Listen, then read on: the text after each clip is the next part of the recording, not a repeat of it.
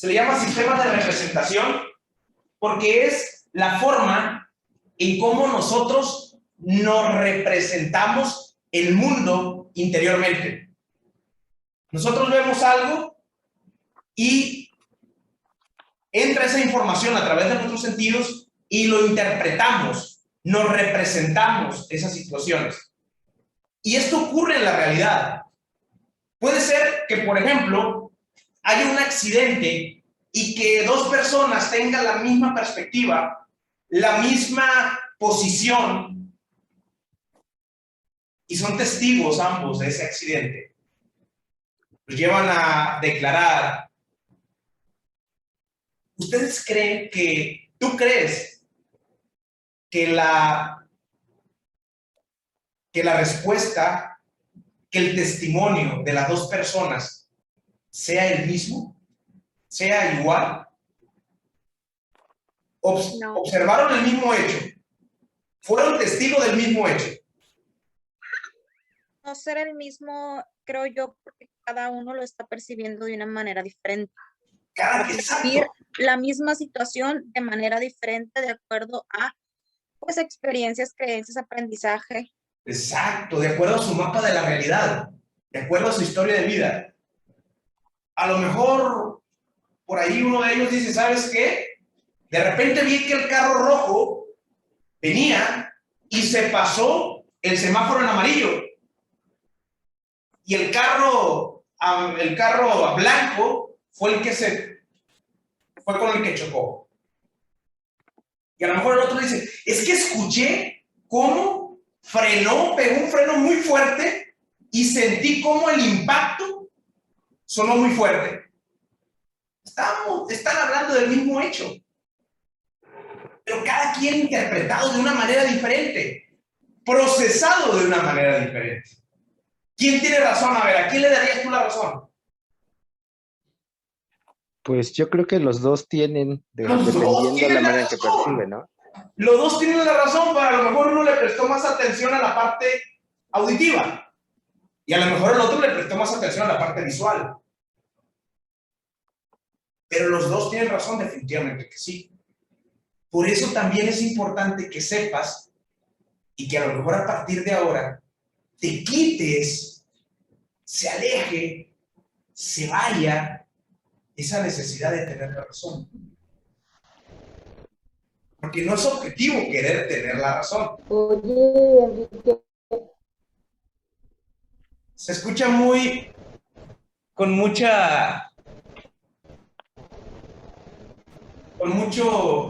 eco, Alejandra.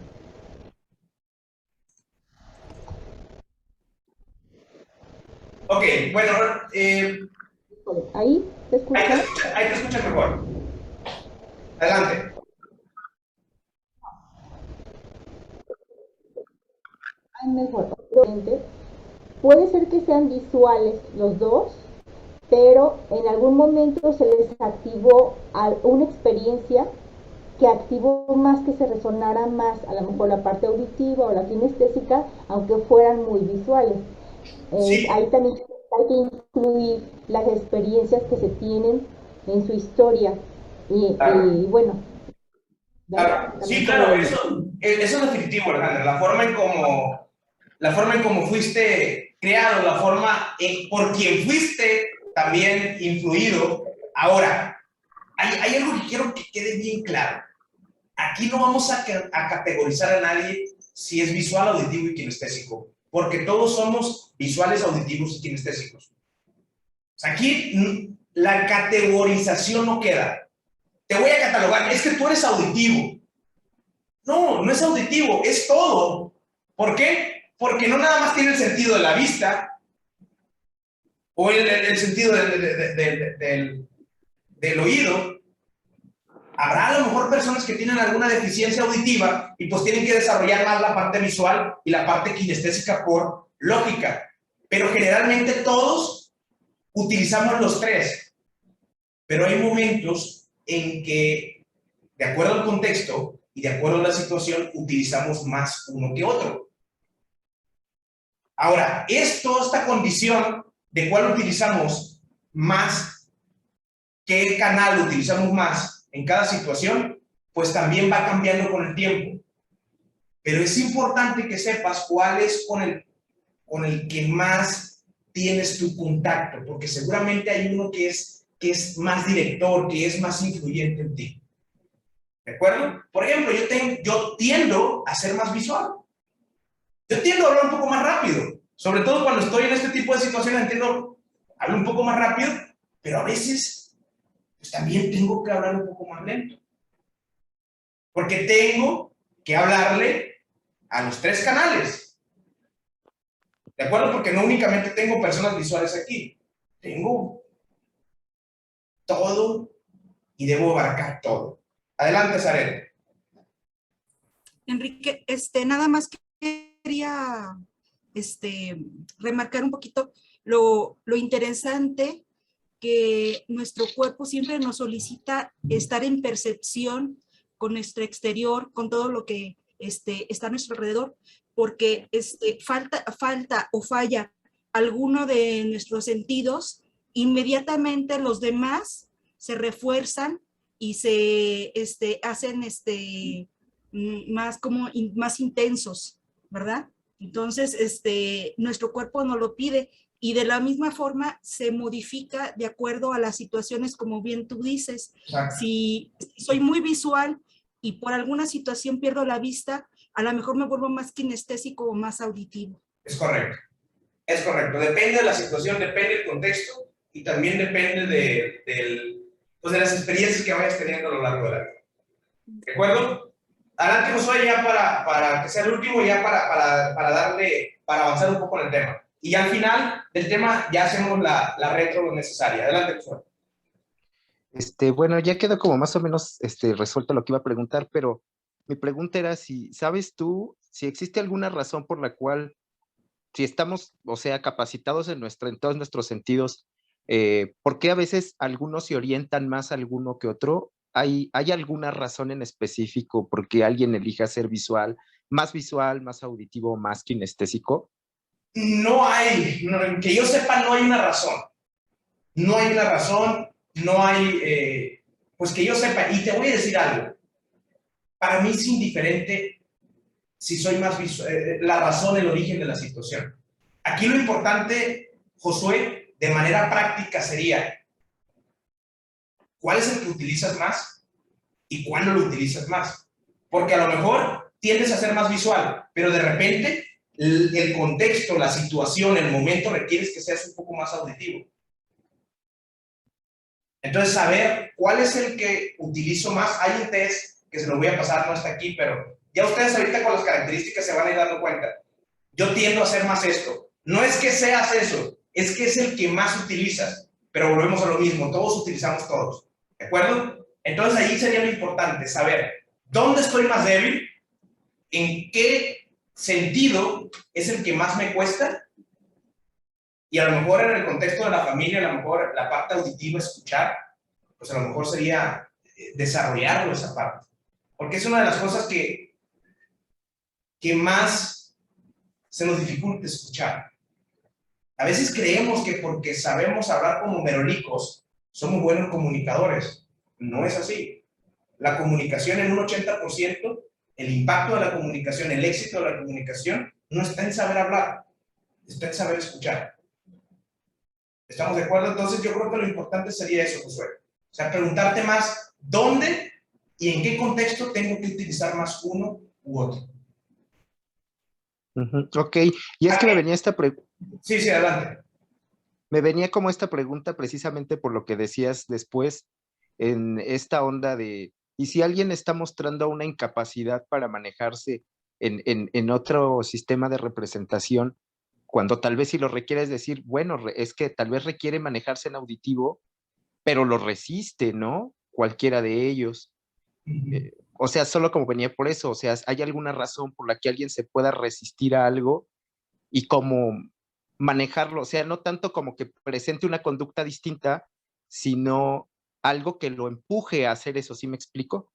Claro, puede ser, ¿no? Puede ser. Aquí lo importante es que todo lo que tú hagas, por ejemplo, tú te dedicas a dar coaching transformacional, tratar o hacer más bien que tratar, hacer que todas tus pláticas, que todos tus entrenamientos, que todas tus sesiones sean lo más ricas posibles. Es decir, que sea en todos los canales o en todos los sentidos, que promuevan, que estimulen todos los sentidos.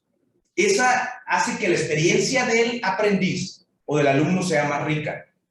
Por eso es que a veces empiezan a decir, no, que este niño tiene tal cosa. Pues es que no estás promoviendo el aprendizaje en ese niño, en el canal en el que se siente más cómodo.